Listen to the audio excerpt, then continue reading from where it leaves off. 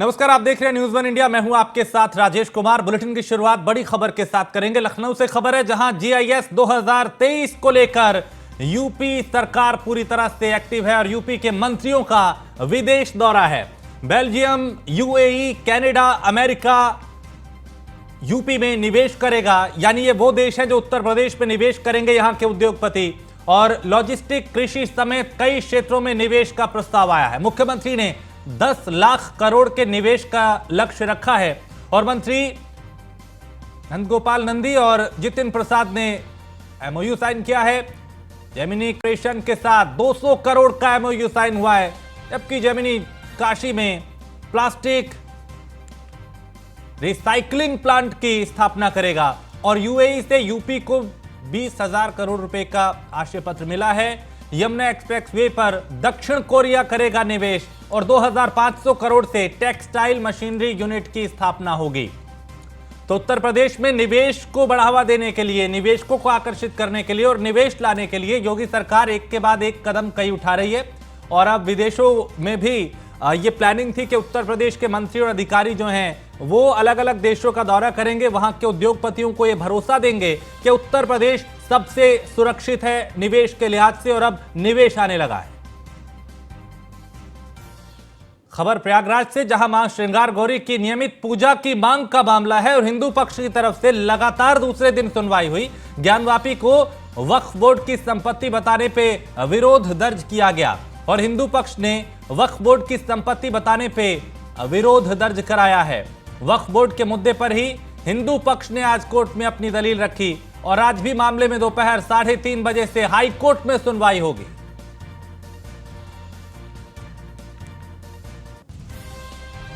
तो वक्फ बोर्ड के मुद्दे पर ही हिंदू पक्ष ने अपनी दलील रखी और आज भी मामले में दोपहर 3:30 बजे हाई कोर्ट में सुनवाई होगी।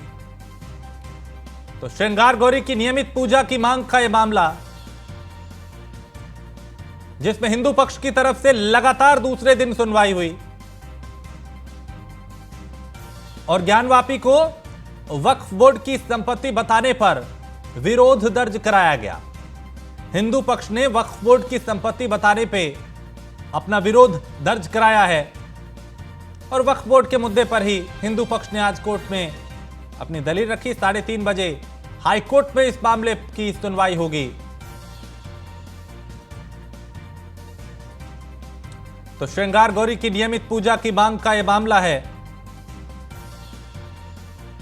और हिंदू पक्ष की तरफ से विरोध इस बात का दर्ज कराया गया कि इसे वक्फ बोर्ड की संपत्ति क्यों कहा गया। तो ज्ञानवापी को वक्फ बोर्ड की संपत्ति बताने पर विरोध दर्ज किया गया और वक्फ बोर्ड के मुद्दे पर ही हिंदू पक्ष ने कोर्ट में दलील रखी। आज हाई कोर्ट में करीब 3:30 बजे मामले की सुनवाई होगी।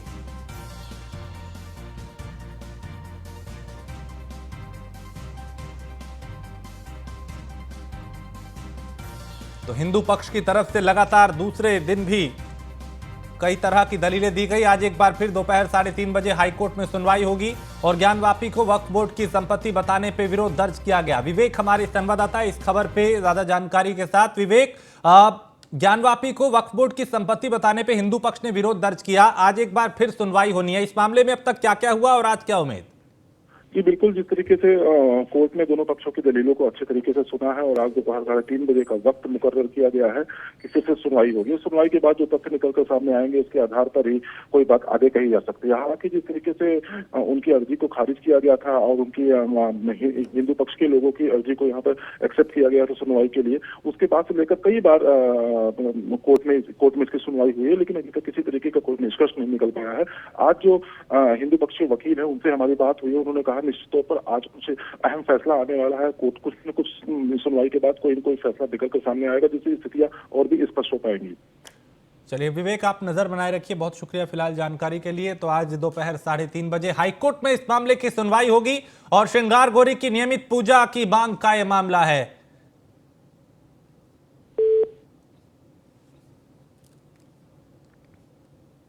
और रायबरेली शहर के कई ढाबों पर सीओ सिटी की टीम ने छापा मारा, जहां खाना खाने के साथ साथ शराबी बैठ के शराब पी रहे थे और इस दौरान पुलिस ने शराब पी रहे कई लोगों को हिरासत में लिया।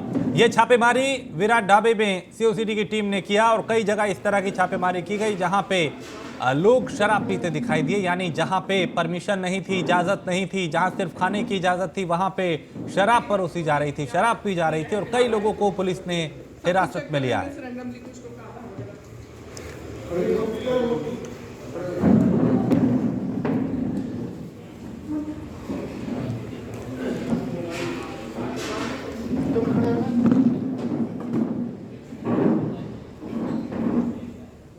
और खबर मैनपुरी से है, जहां बुलडोजर के डर से फरार आरोपी ने औरैया न्यायालय में सरेंडर किया है और बीजेपी को वोट देने पर महिला पे किया था जानलेवा हमला। एफआईआर दर्ज होने के बाद बुलडोजर लेकर आरोपी के घर पहुंची थी पुलिस और लूट के मामले में भी फरार चल रहा था यह आरोपी, जिसका नाम रिंकू यादव बताया जा रहा है। और रिंकू 2017 में लूट के मामले में इसके खिलाफ वारंट जारी हुआ था और अब इसने सरेंडर किया है। तो उत्तर प्रदेश में बुलडोजर की जो गरज है और जो डर है वो अब अपराधियों में दिखाई देने लगा है और ध्वस्तीकरण के डर से जो अपराधी हैं वो अब आत्मसमर्पण भी कर रहे हैं।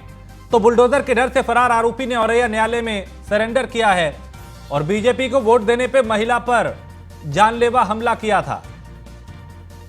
एफआईआर दर्ज होने के बाद पुलिस आरोपी के घर बुलडोजर लेकर पहुंची थी और यह कहा था कि पुलिस के हवाले खुद को कर दो वरना घर पे बुलडोजर चला दिया जाएगा। तो बुलडोजर का जो खौफ है वो अपराधियों में दिखाई देने लगा है।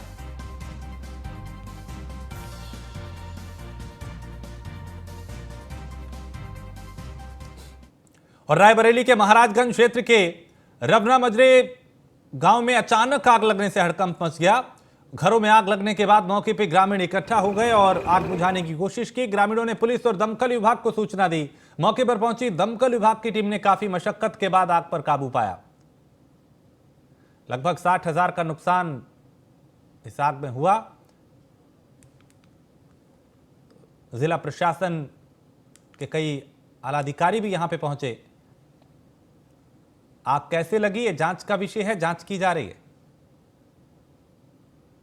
गांव में आग लग गई। लगभग कितने का नुकसान हुआ होगा? लगभग हमारे अंदाज 40-50 हज़ार का नुकसान हुआ होगा, 2 मकानों मिला के। मौके पे कौन कौन आया है?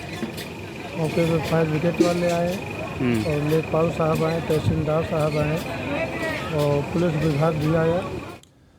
और जौनपुर के बदलापुर थाना क्षेत्र के सुल्तानपुर निवासी योगेश यादव की हत्या में बड़ी कार्रवाई हुई है। न्यूज़ 1 इंडिया ने इस खबर को प्रमुखता से दिखाया था, जिसके बाद अधीक्षक अजय साहनी ने मामले को संज्ञान में लेते हुए बदलापुर थाना अध्यक्ष को लाइन हाजिर किया है। साथ ही मुख्य आरोपी ग्राम प्रधान बंटी दुबे पर मुकदमा दर्ज कर 25,000 रुपए का इनाम भी घोषित किया है।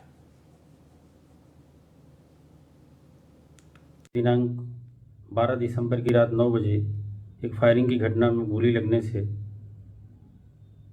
मृत्यु हो गई थी।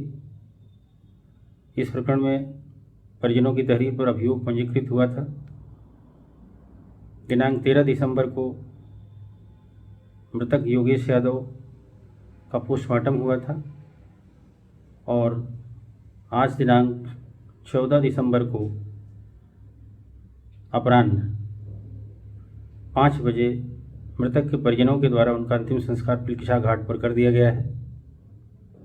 इस प्रकरण में लापरवाही एवं शिथिलता पाते हुए थाना प्रभारी बदलापुर को लाइन हाजिर कर दिया गया है एवं जांच संस्थित कर दी गई है। और बुलंदशहर में रिश्तों को तार तार करने वाली वारदात एक बार फिर सामने आई, जहां एक मौसा ने ही 15 साल की नाबालिग से महीनों तक हैवानियत की। आरोपी पर पीड़िता को जान से मारने की धमकी देने का भी आरोप है। बता दें कि आरोपी के परिवार के अन्य लोगों पर भी पीड़िता को धमकाने का आरोप लगा है। पीड़िता के गर्भवती होने पर परिवार को जानकारी हुई, जिसके बाद पीड़िता के परिजनों ने आरोपी के खिलाफ मुकदमा दर्ज कराया है। पुलिस फिलहाल मामले की जांच कर रही है।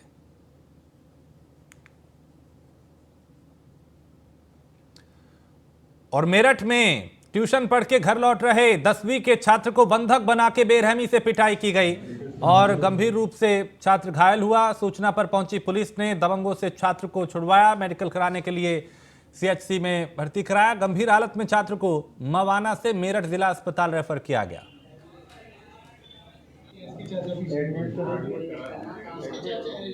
मैं पढ़ के आ रहा था जी और पीछे नगर के पास किसी, मैं तो नाम नहीं जानता, गौरव गौरव नाम ले रहे हैं, जी उन्होंने पकड़ के, उनका कोई झगड़ा होगा किसी से, इसको पकड़ कर कमरे में बंद करके बुरी तरह मारा गया। उनके लेडीज जेंट्स जो भी थे, उन सब परिवार वालों ने, इसके नाक में कोई भी ब्लड आ रहा है, कान में कोई ब्लड आ रहा है, और डॉक्टरों ने मेडिकल के लिए रेफर कर दिया। कोई पुरानी रंजिश है किसी बात को कोई लेकर? रीजन नहीं, अब किसी प्रकार की कोई रीजन नहीं। 10वीं क्लास के बच्चे की क्या रीजन होगी। और यहाँ एक छोटे से ब्रेक के लिए रुकेंगे, ब्रेक के उस पार कुछ और खबरें।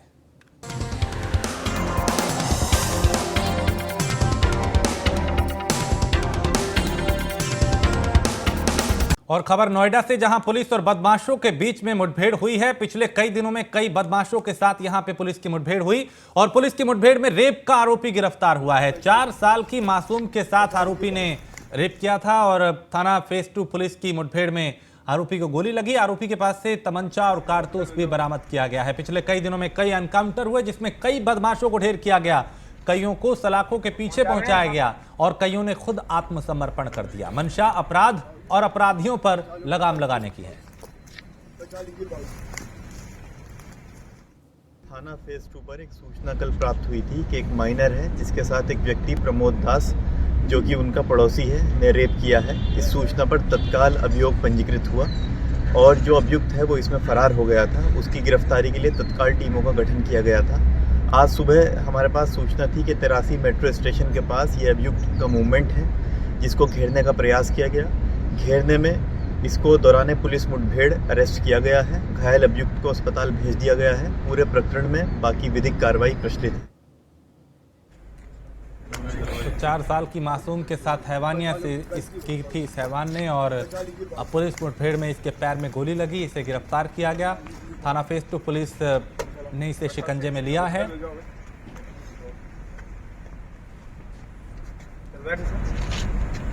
कौन जा रहे हैं साथ में? और इस खबर पे ज्यादा जानकारी के साथ निशांत शर्मा, हमारे ब्यूरो चीफ, इस खबर पे हमारे साथ जुड़ चुके हैं। निशांत, रेप के आरोपी को पुलिस ने शिकंजे में लिया मुठभेड़ के बाद?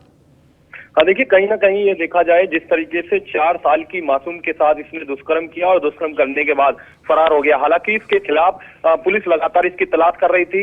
पुलिस ने इसको मुठभेड़ में गिरफ्तार किया है। मुठभेड़ के दौरान इसको गोली लगी है। गोली लगने के बाद इसको जिला अस्पताल में भर्ती कराया गया है।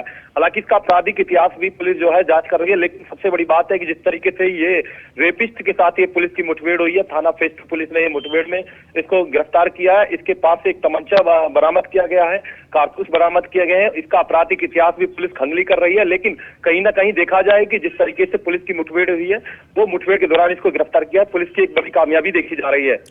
बहुत शुक्रिया निशांत जानकारी के लिए। तो पुलिस की बड़ी कामयाबी, जहां रेप के एक आरोपी को शिकंजे में लिया मुठभेड़ के बाद। पिछले कई दिनों में कई बदमाशों को, कई अपराधियों को मुठभेड़ के बाद पुलिस ने शिकंजे में लिया है। कईयों को ढेर किया गया, कईयों को सलाखों के पीछे पहुंचाया गया, कईयों ने खुद आत्मसमर्पण कर दिया। पुलिस अपराध और अपराधियों पे लगाम लगाने के लिए पूरी तरह से एक्टिव है।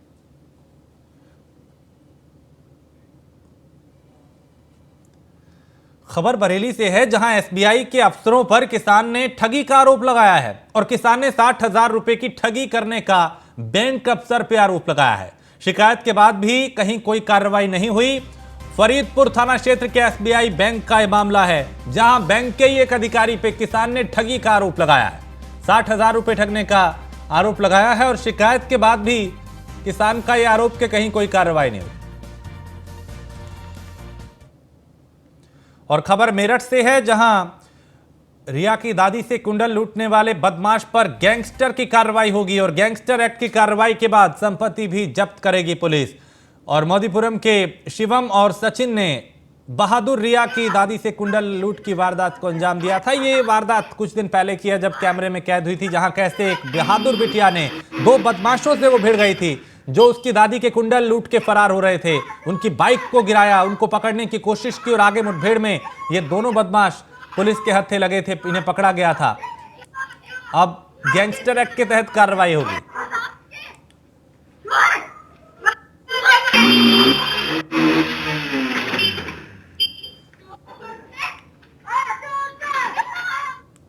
और रायबरेली के सुदीन गांव के बाहर बेल्ट के सहारे फांसी के फंदे पे युवक का शव लटका हुआ मिला। मृतक की मां ने गांव के ही एक युवती के परिजनों के खिलाफ हत्या की तहरीर दी है। पीड़ित ने यानी जो पीड़ित मां है उसने अधिकारियों से न्याय की गुहार लगाई है और तहरीर के बाद भी अब तक पुलिस द्वारा हत्या में नामजद आरोपियों पर मुकदमा न दर्ज करना सवाल उठा रहा है। फिलहाल मृतक की मां ने एसपी आलोक प्रियदर्शी को शिकायती पत्र देकर कार्रवाई की मांग की है। समस्या यह है कि हमारी लड़की की शादी थी 8 तारीख को और 9 तारीख को विदाई हुई और सब लोग अच्छे से रहे। उसके बाद में विदाई उदाई हो गई। शाम के टाइम लड़का आया घर पे। लड़का कौन था? लड़का मोहित हमारा बेटा था। कितनी वर्ष का लगभग है? विषय में है। और उसके बाद में बहन की विदाई के बाद में बहुत देर तक बैठे रहे सब लोग, बातें होते किए। उसके बाद में लड़का उठा, उसका चाचा अपने घर गया और वो भी उठा गया, लेकिन उसके बाद में वो चाचा तो उसके घर पे गए लेकिन लड़का का पता नहीं लगा। और कहाँ मिला वो लड़का? वो लड़का हमको सुबह मिला बाग में, वहीं पे लड़की बैठी मिली उसके लाश के पास में बेटे के हमारे। समस्या यह है कि हमारी लड़की। और बिजनौर में दुकान के विवाद को लेकर हुई नफीस की मौत के मामले में 7 लोगों के खिलाफ रिपोर्ट दर्ज कराई गई थी। दरअसल 48 साल से नवीस उर्फ भोला की दुकान थी। वहीं ठेकेदारों ने दुकान को खाली कराने के लिए दबंगई दिखाते हुए नफीस को धमकी दी, जिसके बाद नफीस की रात में ही मौत हो गई थी। बता दें कि इस घटना के बाद से ही परिवार काफी परेशान था और प्रशासन से इंसाफ की गुहार लगाई जा रही है। पूरा मामला ये है, 1 नवंबर 2022 को ये प्रॉपर्टी डीलर द्वारा पापा के ऊपर अत्याचार किया जा रहा था जी। तो उसके मुकदमे उसके अकॉर्डिंग पापा की भी डेथ हो गई थी जी। इसके 1 महीने से हम पुलिस वालों की जी और सारे अधिकारियों के हम चक्कर काट रहे थे, कोई हमारी हेल्प नहीं हो रही थी जी। जबकि 1 तारीख में पुलिस वालों ने हमसे ये कह दिया था, जी। प्रशासन ने हमसे ये कह दिया था कि हम आपको दुकान दिलाएंगे। ठीक। अभी तक ना तो दुकान हमारी न दिलाई गई जी। ना ही उस पर कोई कार्रवाई की गई। पूरा मामला फर्रुखाबाद में संदिग्ध हालात में एक जूते की दुकान में आग लगने से करीब 4 लाख रुपए का सामान और 10,000 की नकदी जलकर राख हो गई। देर शाम ग्रामीणों ने दुकान के अंदर से धुआं निकलता देखा, जिसके बाद मालिक को सूचना दी। मौके पर पहुंची दमकल विभाग की टीम ने भी कई घंटों की मशक्कत के बाद आग पर काबू पाया। थाना नवाबगंज क्षेत्र के शकरुल्लापुर गांव का ये मामला है।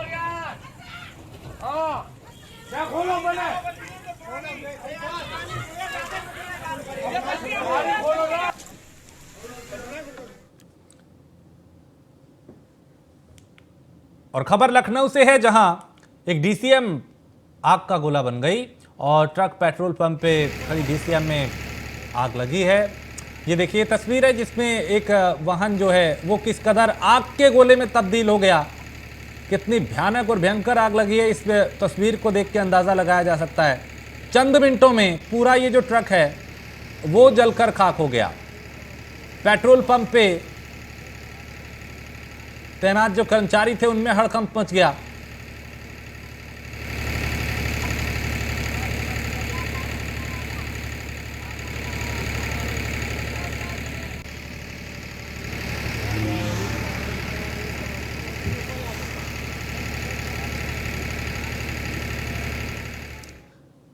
और खबर हमीरपुर से है, जहां ट्रैक्टर पलटने से एक शख्स की मौत हो गई। हादसे में 2 लोग गंभीर रूप से घायल हुए। तालाब में ट्रैक्टर अनियंत्रित होकर पलट गया था। घायलों को अस्पताल में भर्ती कराया गया। पुलिस ने शव को कब्जे में लेकर पोस्टमार्टम के लिए भेजा।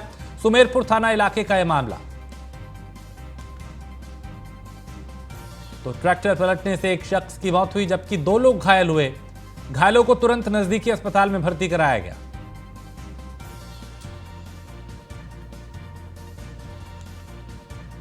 तो हमीरपुर में ट्रैक्टर पलटने से एक शख्स की मौत हुई जबकि 2 लोग घायल हुए। मौके पर सड़क हादसे होते हैं, जहां ये ट्रैक्टर अनियंत्रित होकर पलट गया। 2 लोग घायल हुए जबकि एक शख्स की मौत हुई। घायलों को तुरंत नजदीकी अस्पताल में भर्ती कराया गया।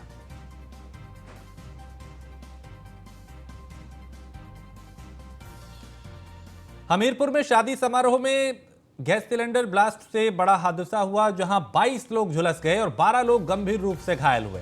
उरई मेडिकल कॉलेज में उन्हें रेफर किया गया। कोतवाली क्षेत्र के लिंगा गांव का यह मामला है, जहां एक सिलेंडर में ब्लास्ट हुआ और इसकी चपेट में कई लोग आए, जिसमें से कुछ की हालत गंभीर बताई जा रही है।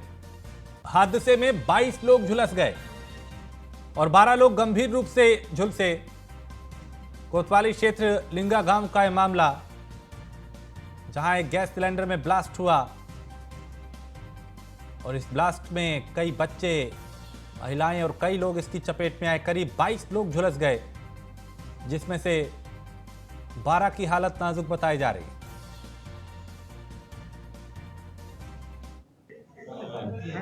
राठ तहसील में लीगा गांव है, वहाँ अभी कुछ लगभग 2 घंटे पहले शादी समारोह चल रहा था, तो वहाँ ये बताया गया लोगों ने गैस लीक होने की वजह से आग लग गई वहाँ, और आग में 22 लोग जो जल गए। और 22 लोगों में लगभग 10 लोग तो लीगा गांव के थे, शेष 12 लोग राठ तहसील के दीवानपुरा फसलों कस्बे के बताए गए हैं, जो लोग वहाँ काम करने गए थे शादी में। और मैंने आके यहाँ हॉस्पिटल में देखा है, तो यहाँ लगभग 8 या 9 लोग तो यहाँ हैं और उनकी हालत किसी की गंभीर नहीं है।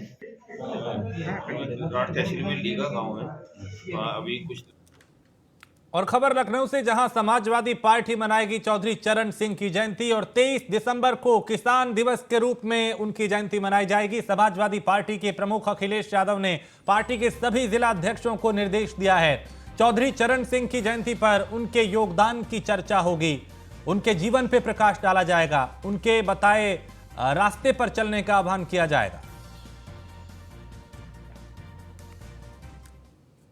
और इसी के साथ इस बुलेटिन में फिलहाल इतना ही। आप बने रहिए न्यूज़ वन इंडिया के साथ।